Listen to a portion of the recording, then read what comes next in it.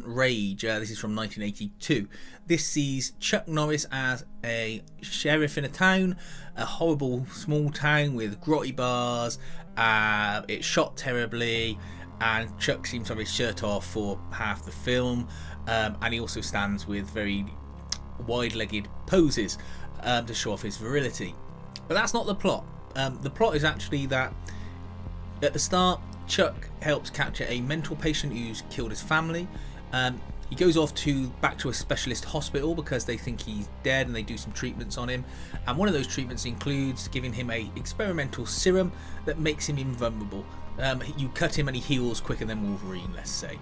The doctors doing this include Ron Silver, who tends to, I think he's a brain surgeon or a psychiatrist.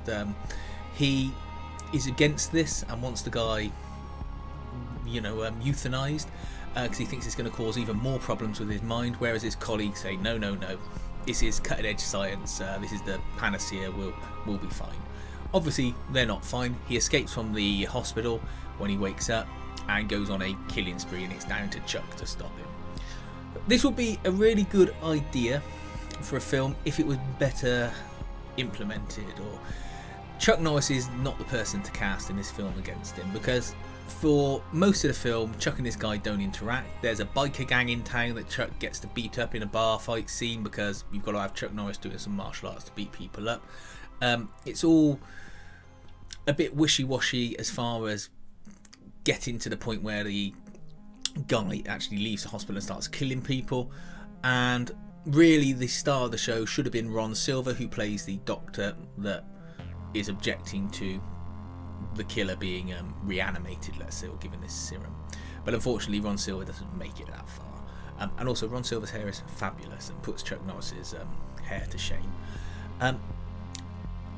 It just looks grimy all the time. Not grimy in an intentional way, just like grimy in everything just looks like it's shot in real places, but not in a nice way or not intentionally. Just that, hey, we've got this cafe, let's shoot it in this cafe, and not bother to light it properly or make it look nice.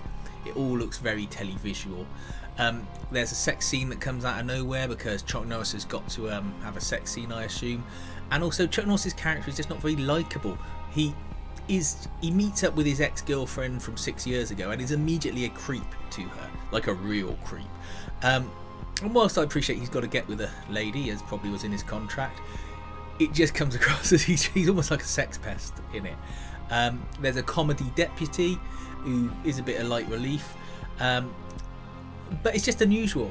You think, I'd like to see this film done again, and I'd like to see it with more of the killer in it as well, because there's just too much time without the killer, and it's a bit of an oddity. I watched it for free on Plex, which is an app on my Amazon Fire Stick, and I'm glad I watched it because I thought, oh, this will be interesting. It's got sci-fi elements, which are good, and they were. It's got horror elements in it, which were good, because they make the killer go into people's houses and he's sort of unstoppable, etc.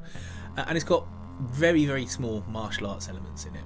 And I think maybe that's what disappointed me the most, is that it's a Chuck Norris film. There weren't particularly well choreographed or well shot martial arts scenes in it. Also, there's a lack of background music as well. I mean, there's a fight at the start where he initially captures the mental patient. I suppose it's a realistic fight. It's more of a scuffle, but I kind of wanted something more. It needed some music underneath it to pump it up a little bit, make it feel a bit more action-packed. But it's a great idea, and the bits in the science lab and the horror bits are good. It's just, unfortunately, bits with Chuck Norris are sort of the worst parts of the film, where he's just being a creep. I get the feeling some people probably love this film. I can't say I do. I watched it, it entertained me, passed the time.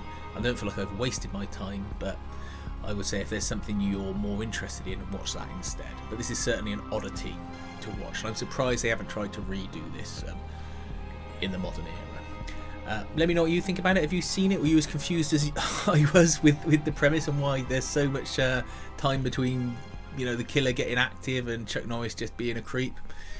Please feel free to like and subscribe, and thanks for watching.